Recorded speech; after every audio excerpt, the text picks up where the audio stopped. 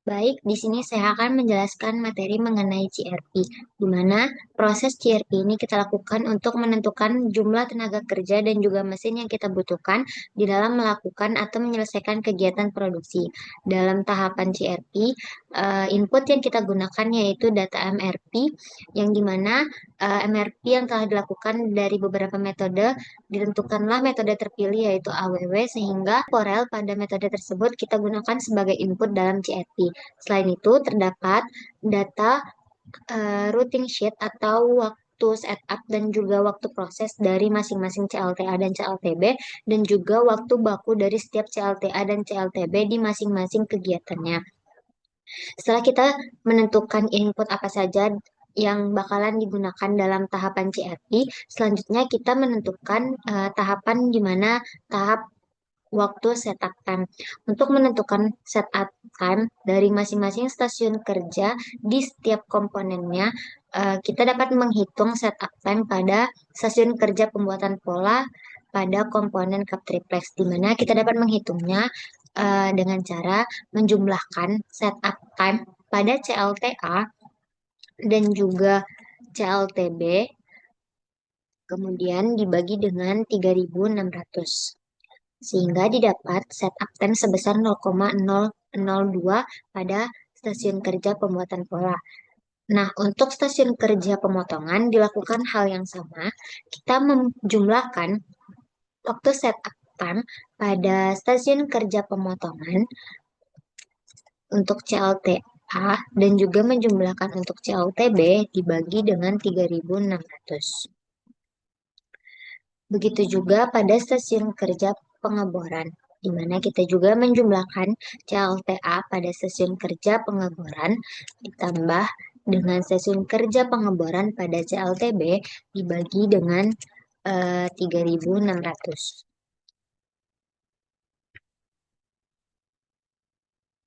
Begitu juga untuk stasiun kerja pembuatan pola di komponen triplex garpu, di mana kita akan menjumlahkan eh, waktu setup-nya yaitu sebesar 4 ditambah dengan 4 pada CLTB dibagi dengan 3.600. Nah, lakukan hal yang sama untuk stasiun kerja pemotongan pada komponen triplex garpu, yaitu sebesar 46,38 ditambah dengan 46,38 untuk CLTB dibagi dengan 3.600. Setelah didapatkan, kita akan menentukan setup time untuk masing-masing periode. Sebelumnya, pada komponen manufaktur kita memecah menjadi 20 periode, yaitu em, kita menginput nilai pada Corel dengan menggunakan rumus if, di mana jika nilai Corel pada periode pertama dari komponen cup triplex itu besar dari 0, maka setup time sebesar 0,002 dapat kita gunakan.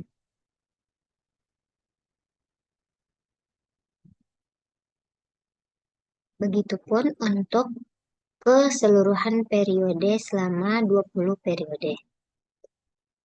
Ya, begitu juga untuk pada stasiun kerja pemotongan untuk komponen cup triplex, yaitu menggunakan rumus if, di mana jika Corel pada periode pertama untuk cup triplex itu besar dari 0, maka waktu setup time yang digunakan pada stasiun kerja tersebut dapat kita gunakan.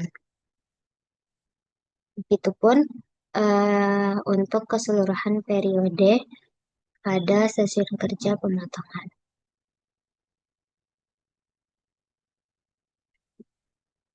Selanjutnya untuk stasiun kerja pengeboran, di mana if jika periode pertama pada cup triplex besar dari 0, maka waktu setup time dapat kita gunakan.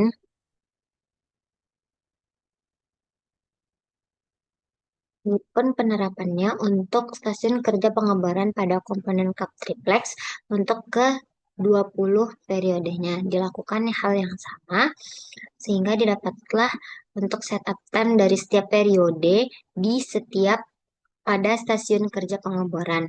Selanjutnya, stasiun kerja pada setup time, kita selanjutnya menentukan waktu proses pada setiap stasiun kerjanya, di mana kita menentukan waktu baku. Waktu baku dapat kita tentukan untuk masing-masing stasiun kerja. Yang pertama, stasiun kerja pembuatan pola pada komponen cup triplex, yaitu pada input didapat pembuatan pola pada cup triplex yaitu sebesar 223 dibagi dengan 3.600. Nah, dilakukan hal yang sama pada setiap stasiun kerja untuk setiap komponennya. Mana untuk komponen muffler kita menjumlahkan waktu baku dari pencetakan muffler hingga finishing muffler dibagi dengan 3.600. Kan didapatlah masing-masing waktu baku yang digunakan untuk menentukan runtime atau waktu proses. Nah, untuk setiap periode dari masing-masing stasiun kerjanya kita dapat menggunakan mencari dan menentukannya dengan menggunakan rumus if, di mana jika nilai Porel pada periode pertama itu besar dari sama dengan 0, maka Porel tersebut dapat kita kalikan dengan waktu baku pembuatan pola pada cup triplex di periode pertama. Untuk pembuatan pola pada cup triplex dapat kita hitung dan tentukan untuk periode ke-20-nya. Begitupun untuk tahap pemotongan pada cup triplex dilakukan if jika nilai Porel dari cup triplex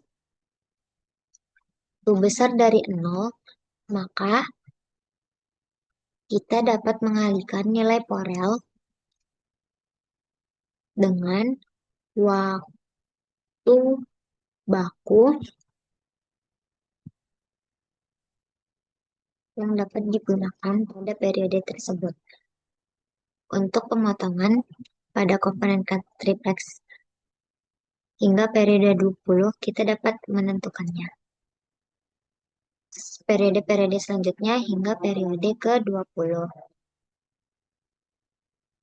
Setelah tabel setup time dan juga runtime telah terisi keseluruhan dari setiap masing-masing stasiun kerja dan juga komponennya, kita menentukan total waktu yang dibutuhkan pada stasiun kerja pembuatan pola, di mana kita dapat menjumlahkan nilai pembuatan pembuatan pola, baik itu dari waktu setup time ditambah dengan waktu runtime-nya, sehingga didapat total yang dibutuhkannya itu sebesar 0. Begitupun untuk stasiun kerja pertama pembuatan pola pada cup triplex untuk setiap periodenya hingga periode ke-20. Dilakukan hal yang sama untuk stasiun kerja pemotongan, di mana kita dapat menjumlahkan waktu setup time ditambah dengan waktu runtime sehingga didapatkan total waktu yang dibutuhkan. Itu pun untuk ke-20 periodenya. Dibutuhkan dari setiap stasiun kerja untuk masing-masing komponen pada periode 1 hingga periode 20.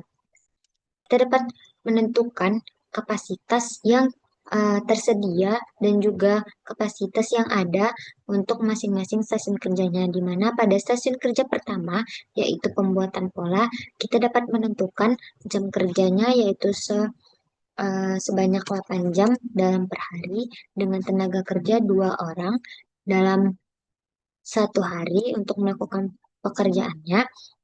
Begitupun jam kerja untuk setiap periodenya dan juga tenaga kerja untuk setiap periodenya. Selanjutnya, waktu produksi. Waktu produksi dapat kita tentukan dengan cara menjumlahkan yaitu pembuatan pola dari setiap komponennya. Yang mana pembuatan pola untuk cup triplex periode pertama ditambah dengan pembuatan pola untuk triplex garpu dan juga pembuatan pola untuk plat nama. Waktu produksi untuk setiap periodenya juga dapat kita tentukan dengan cara mendrag datanya. Selanjutnya kita menentukan kapasitas yang tersedia, di mana untuk kapasitas yang tersedia ini kita dapat menentukan dengan cara kerja dikali dengan jam kerja, di mana kapasitas yang tersedia untuk periode pertama yaitu sebesar 16.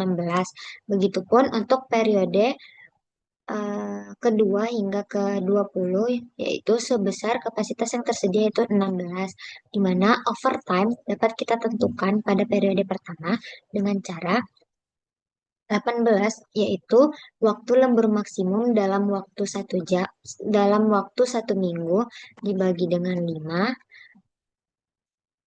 dapat kita kalikan dengan tenaga kerja yang kita punya yaitu sebesar 2.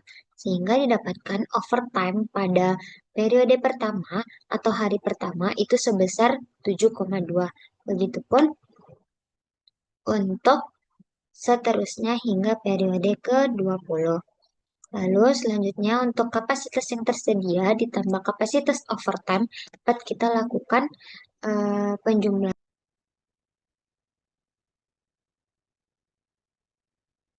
Selanjutnya, kita dapat menentukan atau melihat apakah kapasitas yang tersedia dapat memenuhi kebutuhan untuk menyelesaikan suatu tahapan produksi, di mana kita dapat melakukan perbandingan dengan cara melihat grafik dari beberapa data yang dibutuhkan, di mana kita dapat memblok data waktu produksi dan juga kapasitas yang tersedia dari setiap periodenya, dan juga kapasitas tersedia ditambah overtime untuk memenuhi kebutuhan kita, apakah kapasitas tersebut dapat memenuhi kebutuhan. Lalu kita dapat memplot data tersebut ke dalam bentuk chart, yaitu dengan chart combo, di mana kita menentukan waktu produksi ini dalam bentuk bar chart, dan juga kapasitas tersedia ini dapat kita implementasikan dengan line chart, dan juga kapasitas tersedia ditambah overtime itu dengan line chart, sehingga didapatlah grafik sistem kerja pembuatan pola di mana waktu produksi tersebut tidak terpenuhi secara kapasitas, di mana kapasitas tersedia itu tidak memenuhi waktu produksi, maupun kapasitas tersedia ditambah overtime atau dilakukannya overtime, waktu produksi tersebut pun tidak dapat dipenuhi secara kapasitasnya. Dari setiap stasiun kerja, keempat stasiun kerja yaitu pembuatan pola, pemotongan, pengeboran, dan juga 3D printing, hanya stasiun kerja pengeboran yang dapat terpenuhi dari adanya kapasitas yang tersedia, namun dilakukannya overtime untuk mencukupi kebutuhan dari stasiun kerja pengeboran tersebut. Mungkin sekian pembahasan materi CRP yang dapat saya sampaikan. Kurang lebihnya saya mohon maaf. Saya tutup. Wassalamualaikum warahmatullahi wabarakatuh.